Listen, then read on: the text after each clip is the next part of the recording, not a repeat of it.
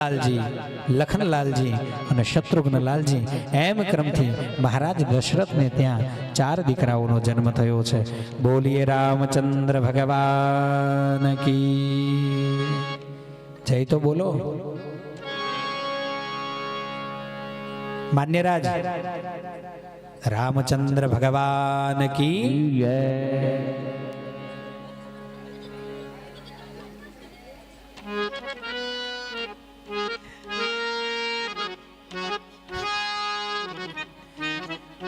જય હો. બાળકો આવા જ હોય અને આવા જ બાળકો હારા લાગે. ધમાલ કરતા હોય ને એને જ બાળકો કહેવાય.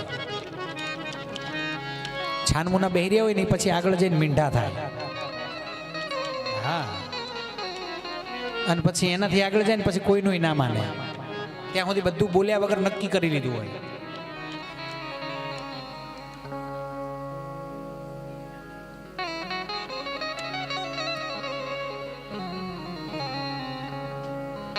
આદૌ રામ તપોવનાદિગમનમ. બાલ્ય લીલાને પ્રભુએ પૂરી કરી છે.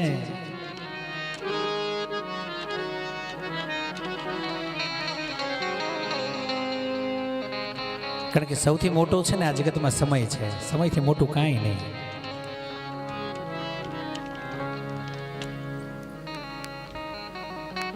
વશિષ્ઠજી મહારાજ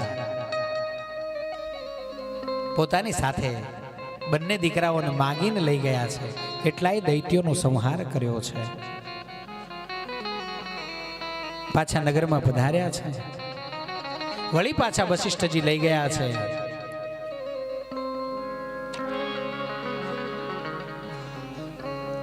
જેટલા પણ નિશાચરો હતા, જો ભગવાન કૃષ્ણએ છે ને એ પહેલા કોને માર્યા હતા? ભગવાન કૃષ્ણએ સૌથી પહેલો વધ કોનો કર્યો હતો? પૂતનાનો. અને ભગવાન રામચંદ્રજીએ સૌથી પહેલો વધ તાડકાનો. તાડકાદી કે કેટલાય નિશાચરોને સંહાર્યા છે અને ભગવાનને પછી ત્યાંથી સીધે સીધા લઈ ગયા છે જનકપુરીમાં. આપણે બધા એ કથાને જાણીએ છીએ, પણ જો ત્યાં જે રહસ્ય હશે ને હું કહેતો જઉં છું, એટલું સાંભળજો.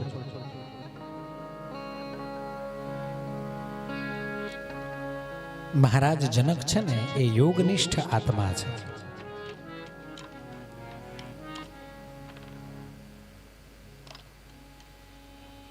સ્વયંવર થયો છે. સ્વયંવરની આપણે અંદર જાણીએ છીએ કે ઘણા બધા રાજાઓ રાવણની સાથે બધા આવ્યા હતા, પણ એકાબીજાને ઘણા ઓળખતા પણ નહોતા. સ્વયંવર થયો છે. પ્રભુ એમાં પધાર્યા છે. જનક મહારાજથી એવું બોલાઈ ગયું કે હવે મને એવું લાગે છે કે આ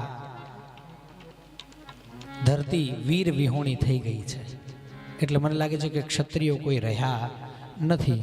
અને મહારાજ જનકના મુખમાંથી આવા શબ્દો સાંભળ્યા એટલે એ સ્વયંવરની અંદર જે શરત હતી આપણે જાણીએ છીએ.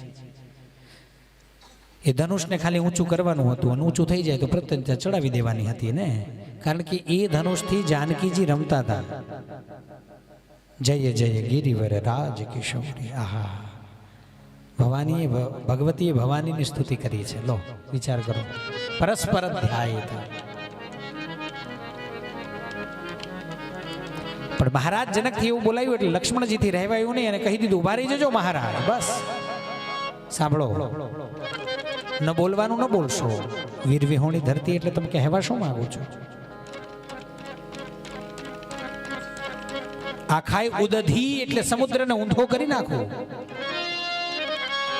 એક ક્ષણમાં ધરતીની 7 પ્રદક્ષિણા. કારણ કે થઈ શકે એ શેષ છે. પ્રદક્ષિણા કરવાની એટલે ફરવાનું છે જ નહીં, એને તાંટા જ મારવાના છે. ફળીને બેહી જવાનું છે. નક્ષત્ર મંડળોને ગગનમાંથી મારા હુંકાર માત્રથી નીચે પછાડું. અને તમે એમ કહો છો કે ધરતી વીર વિહોણી થઈ? આવું બધું જ્યારે બોલવા માંડે ત્યારે ભગવાન રામચંદ્રજીએ ઈશારો કર્યો, ભઈલા નીચે બેસી જા, મારો વારો છે, આવતો રા બાજુ. ભગવાનની આજ્ઞા થઈ. એટલે લખનલાલજી થોડા શાંત થયા, પણ ભગવાન જો તો ખરા આ બધું જેમ તેમ બોલે છે, આપણને ખબર નથી કે દશરથના 2 પુત્રો અહીંયા હાજર છે. નહીં ખબર હોય છો કંઈ વાંધો નહીં, બેસો. અમુક માણસોને અમુક બધા એમ સમજાવવા પડે, થોડા હશે, હવે જવા દો, કંઈ વાંધો નહીં. સમજાવી અને લખનલાલજીને નીચે બેસાડ્યા છે. કોઈનાથી એ ધનુષ લેસ માત્ર પણ ડગ્યું નથી ને ત્યારે ભગવાન રામચંદ્રજી ઉભા થયા છે. વશિષ્ઠ મહામુનિને વંદન કર્યું છે, પ્રાર્થના કરી છે, અને જનકજીને વંદન કર્યું છે, પ્રાર્થના કરી છે. એ ધનુષને વંદન કર્યું છે કારણ કે ધનુષ છે પિનાક પાણીનું. પિનાક પાણી એટલે મહાદેવજી. હો, હા, પિનાક એટલે ધનુષ, પિનાક પાણી એટલે હથેળી એટલે હાથ. પિનાકના હાથમાં કોણ રાખે છે? મહાદેવ. પિનાક પાણીનું મહાદેવ એટલે એને વંદન કરવા પડે. એટલે રામચંદ્રજીએ પિનાક પાણીને વંદન કર્યા છે. એના બાદ પિનાકને વંદન કર્યા છે, કારણ કે શસ્ત્ર પણ જો કોઈ આગળ એ શસ્ત્રને ચલાવેલું હોય ને તો એ ચલાવનારાને અને એ શસ્ત્રને બંનેને વંદન કરવા જોઈએ. વંદન કર્યા છે, પ્રાર્થના કરી છે. જોત જોતામાં મોટા યોદ્ધાઓ વીર કે હાથીના ગંડસ્થળ ઉપર એક મુષ્ટિકાનો પ્રહાર કરે તો હાથી સીધો ભોમાં ઉતરી જાય. આવા હજાર હાથીઓના બળવાળા યોદ્ધાઓએ જેનાથી લેશ માત્ર એ ધનુષ ડગ્યું નહીં, ભગવાન રામચંદ્રજીએ મહાદેવને પ્રાર્થના કરી અને ધનુષને સહજતાથી વંદન કરી અને જમણા હાથથી લઈ અને સીધું આમ ઊંચું કરી પગમાં પ્રત્યંચાને દબાવી અને પછી દોરીને ખેંચીને બાંધી દીધી છે.